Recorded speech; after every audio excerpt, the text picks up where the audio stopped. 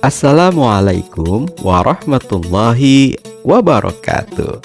Semangat pagi, sehat walafiat, alhamdulillah. Bagaimana anak-anakku kabar kalian pada pagi hari ini?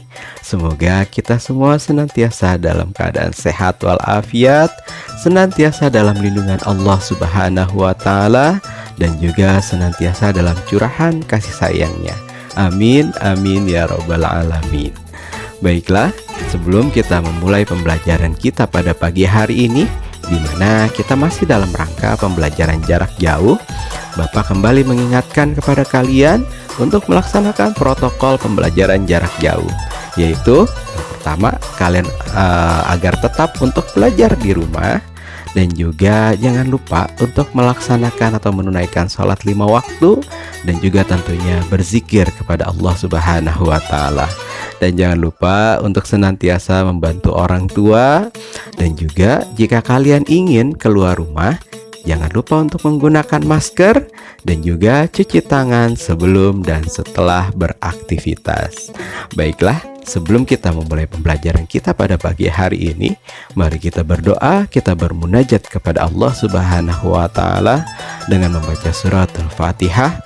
Mudah-mudahan kita semua senantiasa diberikan perlindungan oleh Allah Subhanahu wa taala dalam nikmat sehat walafiat, berkah panjang umur, dan mudah-mudahan kita selalu diberikan rahmat dan hidayah dari Allah Subhanahu wa taala.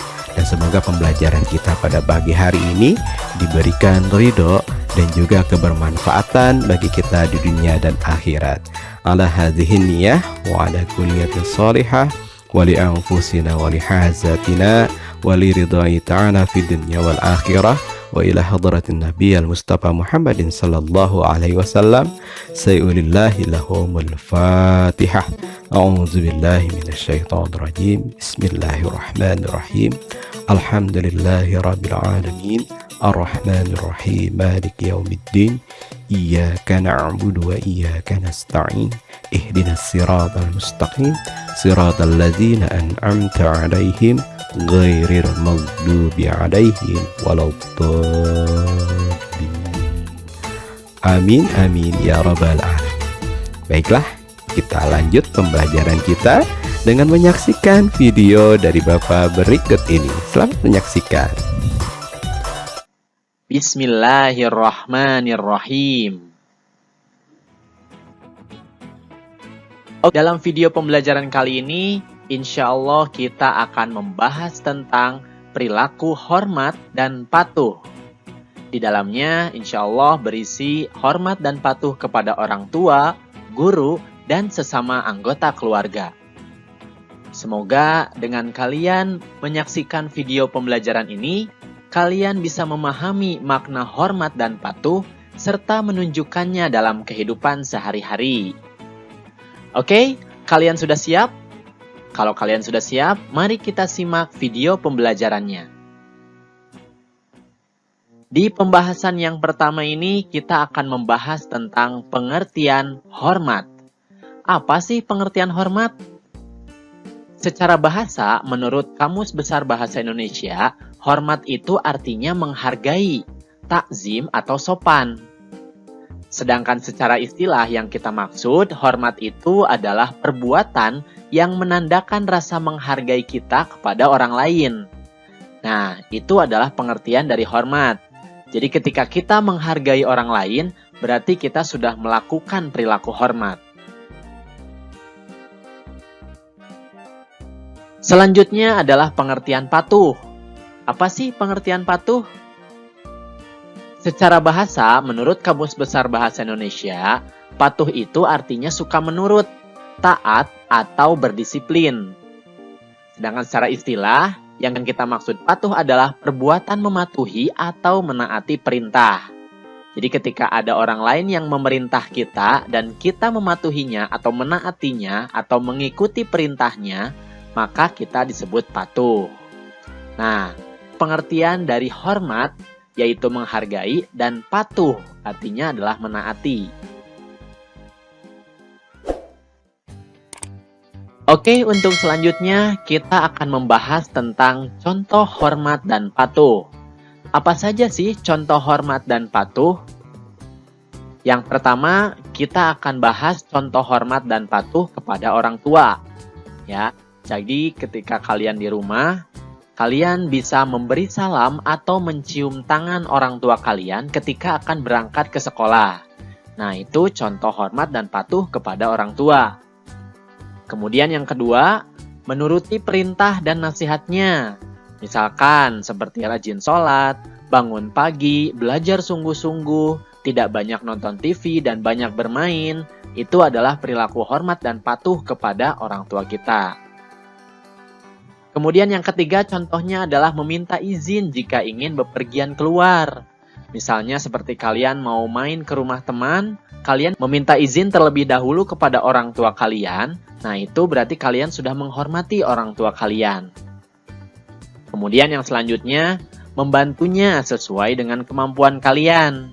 Misalnya, kalau yang perempuan bisa membantu memasak, mencuci piring, dan lain sebagainya. Yang laki-laki juga bisa, ya sama. Misalkan menyapu, kemudian membantu orang tua dalam hal yang lain juga bisa. Ya, nah itu berarti kita sudah menghormati orang tua kita. Nah, kemudian contoh selanjutnya adalah selalu ingat untuk mendoakannya. Apakah kalian sudah hafal doa untuk orang tua? Nah, ini dia doa untuk orang tua kita. Allahumma gfirli wali walidayya warhamhuma kama robbayani shogiro. Artinya, ya Allah, ampunilah kedua orang tuaku dan sayangilah mereka sebagaimana mereka menyayangiku waktu kecil.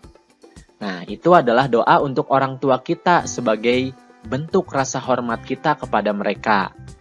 Doakan setelah sholat ya. Jadi setelah kalian sholat, doakan ini secara terus-menerus. Nah, itu adalah contoh-contoh hormat dan patuh kepada orang tua kita. Selanjutnya adalah contoh hormat dan patuh kepada guru. Ini jika di sekolah, kita bisa memberi salam dan mencium tangannya ketika bertemu mereka. Ya, jadi ketika bertemu, salam dulu, Assalamualaikum, kemudian cium tangannya. Contoh selanjutnya adalah mengerjakan tugas yang diberikan dengan baik-baik dan sungguh-sungguh. Ya, jadi jangan asal-asalan mengerjakan tugasnya. Karena itu bentuk penghargaan kita kepada guru yang sudah mengajar kita. Kemudian yang selanjutnya, memperhatikan pelajaran yang diberikan ketika guru sedang mengajar. Jadi ketika guru mengajar, jangan ngobrol, jangan asik sendiri, ya, tapi harus diperhatikan. Itu bentuk penghormatan kita kepada guru. Yang selanjutnya adalah mendengarkan dan menaati nasihatnya dengan ikhlas. Jangan sambil ngedumel. Ya, ketika dikasih nasihat, ya kita ngomongin di belakangnya beda. Nah, jangan sampai seperti itu. Tapi kita harus menaati nasihatnya dengan ikhlas. Yang selanjutnya adalah berbicara dengan sopan, termasuk tidak memotong pembicaraannya. Ya, ketika guru menjelaskan, nah kita jangan sampai memotong pembicaraannya. Nah, itu adalah contoh-contoh hormat dan patuh kepada guru. Selanjutnya adalah contoh hormat dan patuh kepada sesama anggota keluarga. Ya, jadi kita juga harus hormat dan patuh kepada anggota keluarga yang lain. Apa saja contohnya? Yang pertama, memberi salam dan mencium tangan kepada yang lebih tua. Ya, misalkan kepada nenek atau kakek kita, kepada paman atau bibi kita, kepada kakak. Nah, itu juga sama, bisa mencium tangannya. Kemudian yang kedua, mematuhi setiap nasihat kebaikan dari anggota keluarga yang lain tentunya. Jadi kalau ada yang menasihati kita, kita harus mematuhinya, harus menaatinya. Karena itu adalah nasihat yang baik buat kita. Yang ketiga contohnya adalah menyayangi yang lebih muda. Ini juga bentuk penghormatan, penghargaan kepada yang lebih muda. Kemudian yang keempat, kita tidak mengganggu ketika ada yang sedang sakit. Misalnya menghidupkan radio atau TV keras-keras di saat adik atau kakak kita sedang sakit. Nah, itu adalah bentuk penghormatan kita kepada sesama anggota keluarga.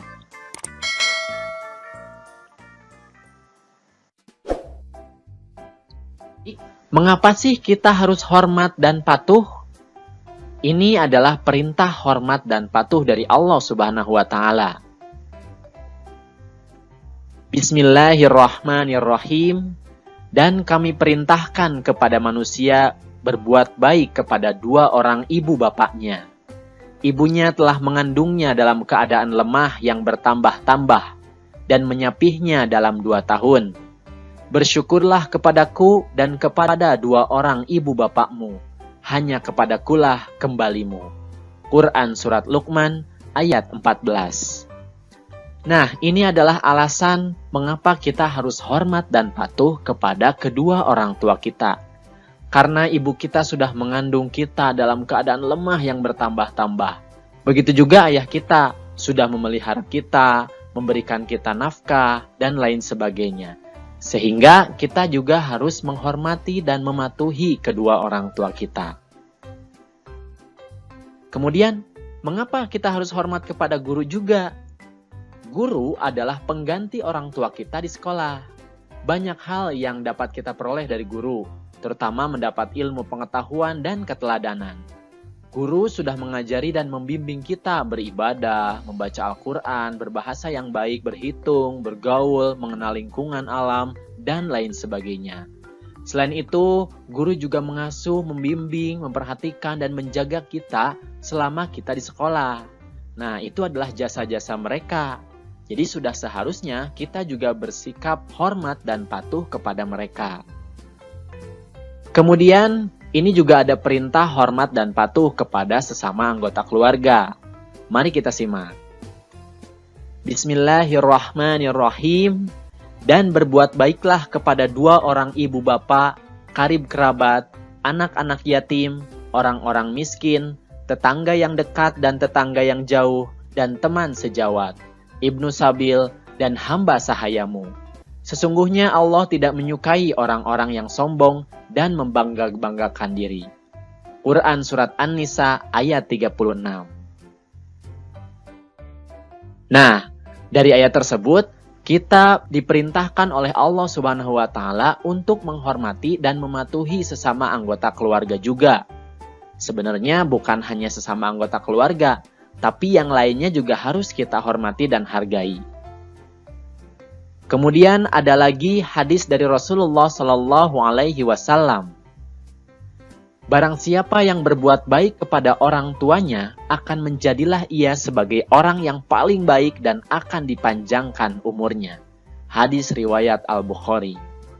Nah, itulah adik-adik perintah hormat dan patuh baik kepada orang tua, kepada guru, atau sesama anggota keluarga. Kemudian yang selanjutnya adalah manfaat dari hormat dan patuh. Ketika kita memiliki sikap hormat dan patuh, maka insya Allah kita akan memiliki manfaat sebagai berikut. Yang pertama, kita akan mendapatkan kunci masuk surga. Ada pepatah mengatakan surga itu di bawah telapak kaki ibu. Kemudian ridho Allah, ridho walidain. Ridhonya Allah adalah ridho orang tua juga. Sehingga ketika kita mematuhi dan menghormati orang tua kita, insya Allah kita akan mendapatkan kunci masuk surga. Kemudian yang kedua, kita akan disayang orang tua, guru, dan anggota keluarga yang lain. Sudah barang tentu ketika kita menghormati dan mematuhi mereka, mereka juga akan menyayangi kita. Kemudian yang ketiga, kita akan dipanjangkan umurnya. Ya, seperti hadis yang tadi sudah disampaikan. Nah, itulah adik-adik beberapa manfaat dari kita berperilaku hormat dan patuh kepada orang tua, guru, dan sesama anggota keluarga. Sebenarnya masih banyak manfaatnya, tapi di sini hanya disampaikan 3 manfaat saja ya. Semoga kalian bisa memahami makna hormat dan patuh kepada orang tua, guru, dan sesama anggota keluarga, serta bisa menunjukkannya dalam kehidupan sehari-hari. Oke, itu saja videonya. Terima kasih atas perhatiannya. Mohon maaf apabila ada kesalahan. Billahi taufik wal hidayah. Wassalamualaikum warahmatullahi wabarakatuh.